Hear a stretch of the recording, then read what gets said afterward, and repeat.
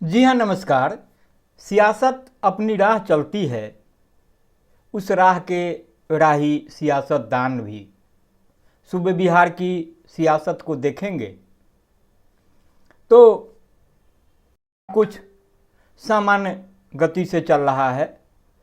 सामान्य गति इसलिए कि वहाँ भाजपा के सहयोग से नीतीश कुमार की अगुवाई में एनडीए की सरकार है, जिसमें जीतन राम मांझी की पार्टी भी भागीदार है, हिस्सेदार है।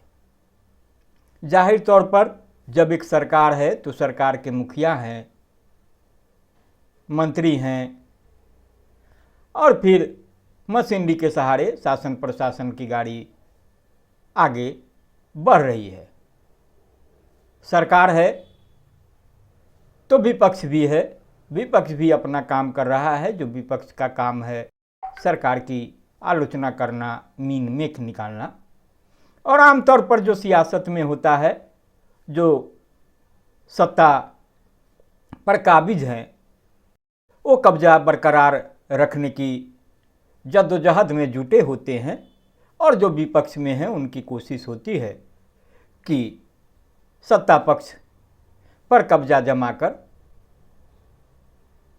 अपनी यात्रा आगे बढ़ाएं। तो बिहार में अभी कल ही बहुप्रतीक्षित नीतीश कैबिनेट का विस्तार हुआ।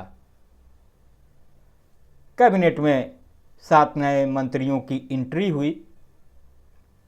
स्वाभाविक है, जब मंत्री बने हैं तो उन्हें विभाग भी मिलना है। विभाग भी मिल गया, सभी अपने कामकाज में लग गए हैं और जो आगे होना है उसमें आप देखेंगे कि कल से ही बिहार विधानमंडल का बजट सत्र शुरू हो जाएगा। तो बजट सत्र में जो कुछ होता है तो राज्यपाल आरिफ मोहम्मद खान पहले दिन दोनों सदनों की संयुक्त बैठक को संबोधित करेंगे। बैठक में सत्र में कुल 20 बैठकें होनी है। उप मुख्यमंत्री वित्त मंत्री की भूमिका में हैं सम्राट चौधरी, तो 3 मार्च को बजट प्रस्तुत करेंगे। जो 7 नए मंत्री हैं उनके लिए यह पहला सत्र होगा। विपक्ष के पास भी घेरने के लिए मुद्दों की भरमार है, तो वह घेराबंदी करेगी।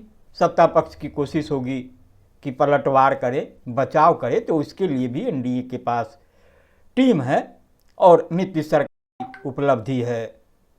मोदी सरकार के सहयोग से जो काम हो रहे हैं उसकी भी लंबी सूची है। तो जाहिर है जो सियासी मुकाबला हो शोरगुल और हंगामे के माहौल में दिलचस्प होने की उम्मीद है। वो हंगामे की संभावना, शोरगुल की संभावना आमतौर पर जो मीडिया से जुड़े लोग हैं उनका एक तकिया कलाम भी है। क्योंकि जहां आमने सामने जो लोग बैठेंगे, एक पक्ष होगा एक विपक्ष होगा, तो स्वाभाविक है कि हर मुद्दे पर सहमति नहीं होगी और जहां असहमति के स्वर गूंजेंगे तो शोरगुल भी होगा। शोरगुल होगा तो शोरगुल के जवाब में भी बातें होंगी, तो हंगामा का रुख अख्तियार करेगा।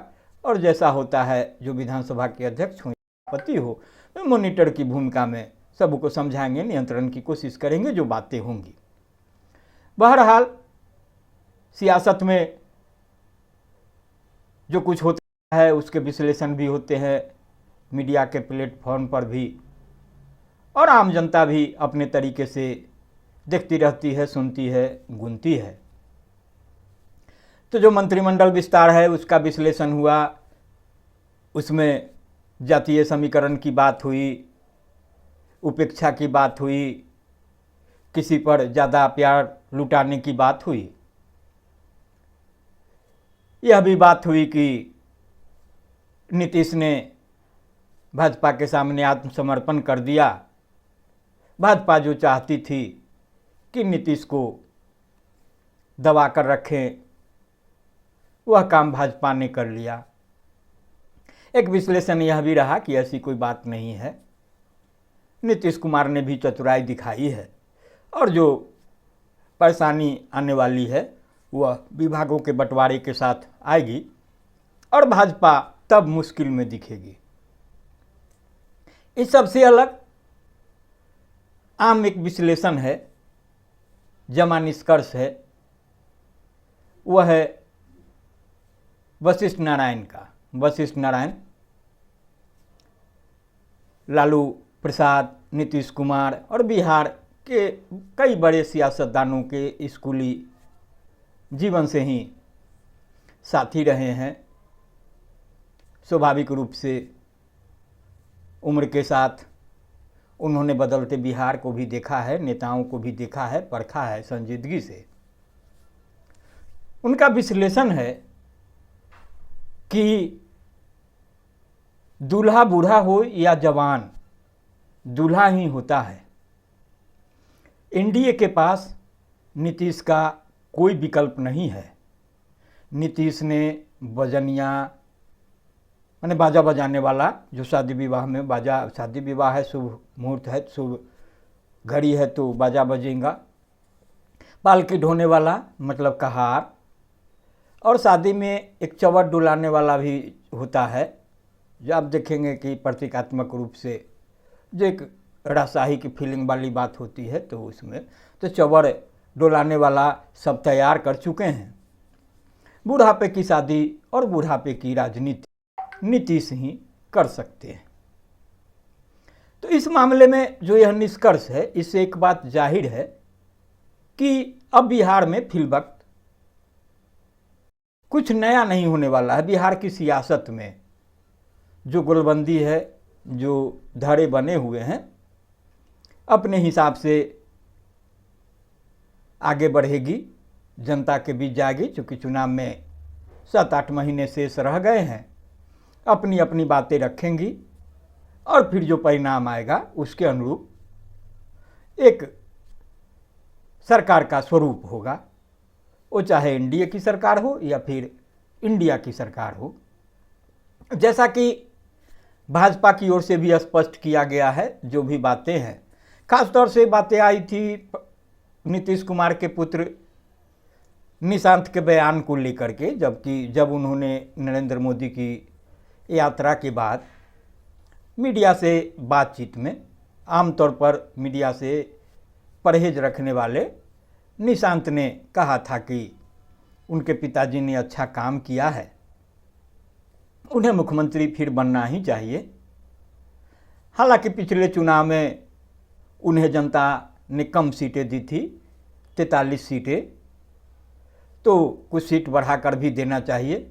और हाँ, एनडीए को चाहिए कि फिर नीतीश कुमार को मुख्यमंत्री का उम्मीदवार भी घोषित कर दे। यह कहते कि सिर्फ चुनाव ही उनके नेतृत्व में नहीं लड़ा जाएगा, अगर एनडीए सत्ता में आती है तो नीतीश कुमार ही बिहार के मुख्यमंत्री बनेंगे या बने रहेंगे।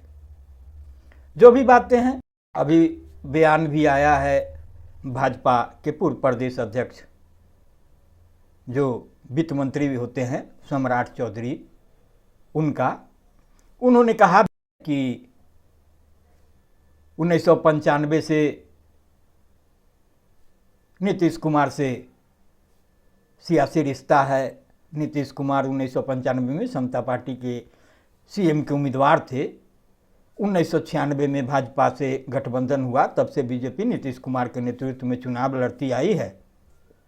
2000 में याद कीजिए 32 सीटें थी नीतीश के पास और 70 सीटें बीजेपी के पास, फिर भी मुख्यमंत्री नीतीश को ही बनाया था।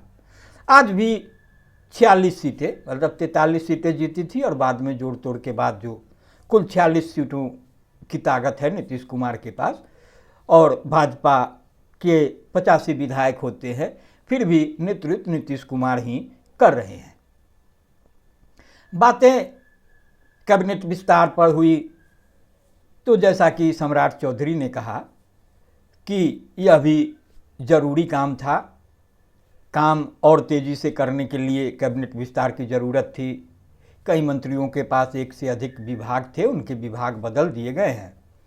पहले राजनीतिक तौर पर हमारे यानी भाजपा के 15 मंत्री थे और अब 21 हो गए हैं।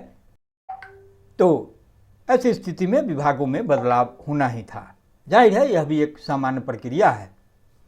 बातें निशांत को लेकर की भी आई, उनके राजनीति में एंट्री को लेकर के।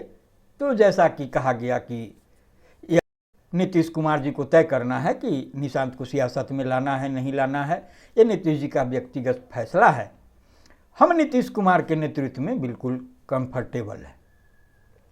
तो बातें बिगड़ कहाँ रही है? बातें जो मीडिया में एक विश्लेषण आ रहा है, जो मीन मेख निकाले जा रहे हैं, बातें चलती रहती है, लेकिन अभी ताज़ा जो उसको कहते हैं ना कि आग को सुलगाने वाली बात, तो यह हुई कि जब प्रधानमंत्री नरेंद्र मोदी भागलपुर आए तो वहाँ उन्होंने खुले तौर पर साफ तौर पर कुछ नहीं कहा। तो एक मीडिया में जो एक नैरेटिव चलाया जा रहा है, एक बातें कही जा रही है और नीतीश विरोधियों की ओर से भी कि महाराष्ट्र में जो हश्र हुआ था, जो शिंदे गुट का, जो शिवसेना का जो शिंदे गुट था, या फिर शरद पवार के जो भतीजे वाला जो गुट था, तो साथ मिलकर भाजपा चुनाव लड़ी और किस तरीके से जब बड़ी पार्टी बनी तो फिर बड़ी ढिठाई से, बड़ी बेदर्द तरीके से शिंदे को किनारे कर दिया मुख्यमंत्री से, अब उप मुख्यमंत्री बनने को मजबूर हो गए। खैर, जो भी बातें हों, एक बातें स्पष्ट है कि मीडिया है तो चाहे जिस तरीके का विश्लेषण हो, सहमति हो न हो, बातें आगे बढ़ेगी। लेकिन एक खास बात ध्यान खींचती है, वह इस ओर कि जो बातें कही जाती है कि यकीन मानिए कि नीतीश कुमार का जो स्वभाव रहा है और ख़ास तौर से सियासत में जो विश्वसनीयता को लेकर के कि कब इधर रहेंगे कब उधर चले जाएंगे, उसको लेकर के तो मीडिया अभी यह मानने को तैयार नहीं है कि सब कुछ स्पष्ट। मीडिया का बहुत बड़ा वर्ग और ख़ास तौर से जो किसी न किसी रूप में विपक्ष से हमदर्दी रखता है या फिर उसकी हमदर्दी भाजपा से है, की कोशिश होती है कि इस सवाल को जिंदा रखा जाए कि नीतीश अब पलटेंगे तब पलटेंगे, इधर आएंगे उधर आएंगे, नीतीश अविश्वसनीय है, संदिग्ध है। और एक अभियान तो आप देख ही रहे होंगे किशोर का कि किस तरीके से चल रहा है कि नीतीश कुमार सिर से पैर तक लाचार हैं, दिमागी स्थिति ठीक नहीं है, मतलब ज़्यादा जोर नहीं दे पा रहे हैं, याददाश्त ठीक नहीं रह रही है, स्वास्थ्य साथ नहीं दे रहा है। तो प्रशांत किशोर ने तो यहाँ तक ऐलान कर दिया है कि अब नीतीश कुमार मुख्यमंत्री नहीं होंगे। तो प्रशांत किशोर भी कोई ऐसे भविष्यवक्ता नहीं हैं जिनकी भविष्यवाणी 100% रही हो।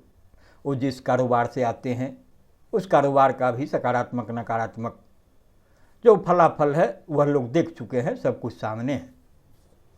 लेकिन एक बात जो ध्यान खींचती है कि अब की बार किसके सिर सजेगा ताज। तो बिहार के वरिष्ठ पत्रकार हैं जय कृष्ण ने एक तस्वीर के साथ जो साझा किया है इस सवाल को, सियासत प्लेटफॉर्म है उनका, सोशल मीडिया प्लेटफॉर्म, तो उसमें नीतीश तेजस्वी साथ हैं और तेजस्वी नीतीश से सवाल कर रहे हैं, चाचा जी आप तो पब्लिक मीटिंग में पिछली बार बोले थे कि यह आपका आखिरी चुनाव है, फिर सीएम फेस बनने के लिए आपकी ओर से कोशिश क्यों हो रही है? चाचा जी आपने तो जनता जनार्दन के बीच मुझे दिखाकर यह भी कहा था कि अब इसको आगे बढ़ाना है, अब इसी को सब कुछ संभालना है, क्या इस बार मैं उम्मीद रखूं? यह जो सवाल है जो तेजस्वी पूछ रहे हैं नीतीश से, तो इस सवाल में भी बड़ी गहराई है, संदेश भी है। तो इसके लिए भी थोड़ा इंतजार करें।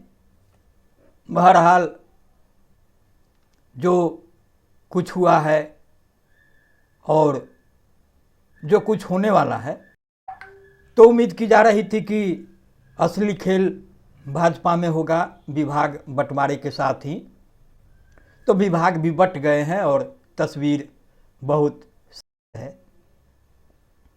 इस सच्चाई की ओर ध्यान देते हुए या न देते हुए भी कि भले जो भी मीडिया की ओर से बातें कही जाती हो तो उसमें हकीकत बहुत कुछ होता नहीं है।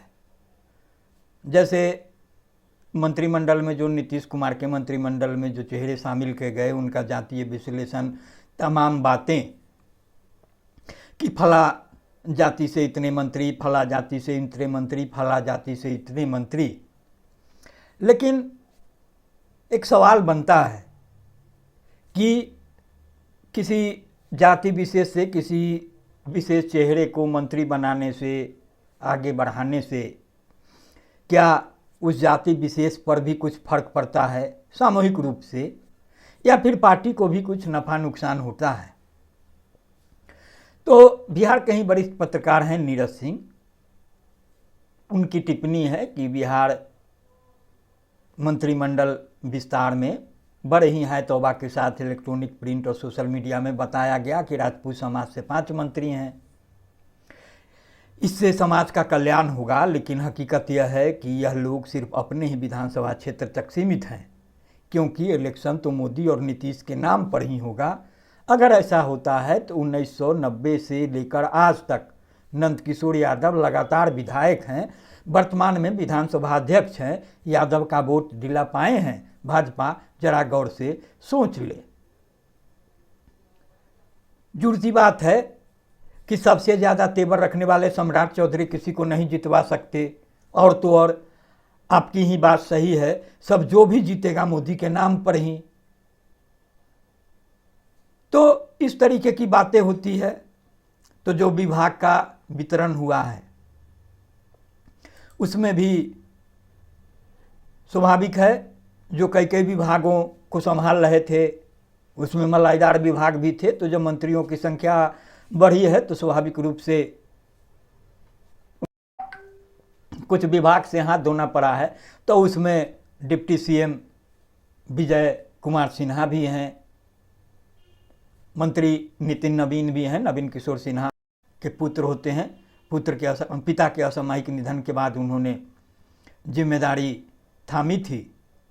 तो एक विभाग की बात करेंगे तो जो दिलीप जायसवाल होते थे बिहार भाजपा के अध्यक्ष, अभी होते हैं, तो वो मंत्री भी थे। तो उन्होंने जब इस्तीफा दे दिया तो उनकी जगह कहा गया कि संजय सरावगी को गया है, तो उनको मिला है।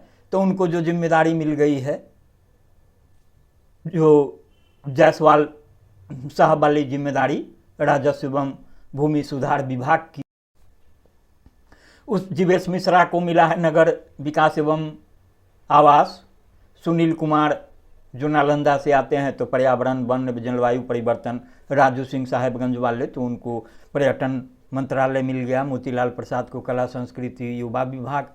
कृष्ण कुमार मंटू को सूचना प्रौद्योगिकी और विजय मंडल को आपदा प्रबंधन विभाग। तो एक मैंने बताया था कि जो जायसवाल साहब तो मंत्री पद से हट गए तो उनका विभाग मिल गया। दूसरा विजय सिन्हा के विभाग में जो फेरबदल हुआ है, तो विजय सिन्हा अब सिर्फ कृषि और खनन विभाग के रह गए। पर उनके पास पथ निर्माण विभाग था तो उनसे छीन करके नितिन नवीन को दे दिया गया, और नितिन नवीन के पास जो नगर विकास विभाग था तो जीवेश मिश्रा को दे दिया गया। अब मंगल पांडे के पास स्वास्थ्य और विधि विभाग की जिम्मेदारी रहेगी, और नीतीश मिश्रा जो है सिर्फ उद्योग विभाग संभालेंगे। तो इस तरीके से नितिन नवीन जो हैं पथ निर्माण की जिम्मेदारी, तो उनका काम होगा कि बिहार में सड़कों का निर्माण, और सड़क जो एक है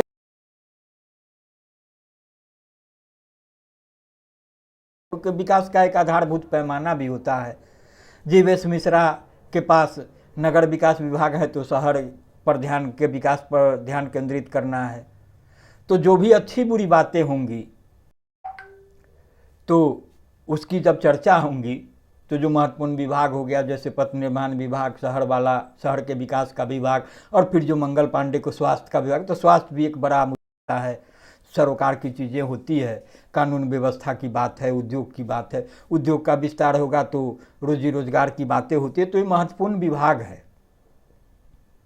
तो इस बात को समझने की ज़रूरत है कि जो विश्लेषण बहुत सतही तरीके से कर दिया जाता है कि नीतीश कुमार ने ये दे दिया, वो दे दिया, तमाम चीज़ें जो हो जाती है, तो इस बात को भी संजीदगी से समझने की ज़रूरत है कि अगर महत्वपूर्ण विभाग पास होंगे, ज़्यादा मंत्री होंगे भाजपा के, तो जब भला बुरा जब कहा जाएगा, विश्लेषण होगा, तो फिर सवाल भी भाजपा से ही पूछे जाएंगे और उस समय नीतीश कुमार बहुत सहज मुद्रा में होंगे। स्वाभाविक है, साथी होंगे तो बचाव करते दिखेंगे, लेकिन मुकम्मल जवाब देने की जिम्मेदारी भाजपा को होगी। तो ये सियासत है, जिसको समझने की ज़रूरत है। नीतीश कुमार भी राजनीति करते हैं और कोई नए राजनीतिज्ञ नहीं है, 2 दिन के राजनीतिज्ञ नहीं है। तो नीतीश की जो बात है, तो उनका जातीय संतुलन बरकरार है। उनका जो अपना आधार वोट है वो पुष्ट है। खुद अपने कुर्मी जाति से हैं, मुख्यमंत्री हैं, श्रवण कुमार मंत्री हैं। अति पिछड़ा की बात करेंगे तो मदन सहनी शीला मंडल मंत्री हैं। भूमिहार समाज से विजय चौधरी हैं। राजपूत से लेसी देवी हैं। राजपूत से सुमित कुमार भी मंत्री ही हैं। यादव से विजेंद्र यादव हैं। दलित की बात करेंगे तो रत्नेश सदा हैं, अशोक चौधरी हैं। मुस्लिम से जमा खान मंत्री हैं। तो सब जो इनका संतुलन है उनको साध रखा है। तो और भी बातें होंगी, उसके साथ हाजिर होंगे। जाते जाते बता दें कि एक जो झटका लगा है वह जीतनराम मांझी के पुत्र को भी लगा है। उनके भी विभाग छीने गए हैं, चूँकि उनके पास भी कई विभाग थे तो वो भी थोड़ा आहत हैं। तो कुल मिला के यही स्थिति है कि सब कुछ साफ है और यही कि अब इस भविष्यवाणी में लगे रहिए कि बिहार में कौन किसके साथ है, रहेगा। नीतीश कुमार ने अपने शासन के दौरान यह बता दिया है कि राजनीतिक लालच के हथियार से बिहार में लंबा शासन किया जा सकता है। यह एक बहुत बड़ी राजनीतिक चतुराई का प्रमाण है। तो इसको राजनीति का चाणक्य कहा भी जाता है। भले केंद्र की राजनीति में चाणक्य भाजपा के अमित शाह हों, लेकिन नीतीश खुद राजा भी हैं, सब कुछ हैं। अपना वन मैन जो चलता रहता है, तो राजनीति के चाणक्य हैं। तो चूँकि विधानसभा चुनाव होने हैं, चुनावी वर्ष है, तो नई नई बातें होंगी, नई नई तस्वीर साथ होगा, सामने होगी, तो मैं भी लेकर आपके सामने हाजिर होता रहूँगा।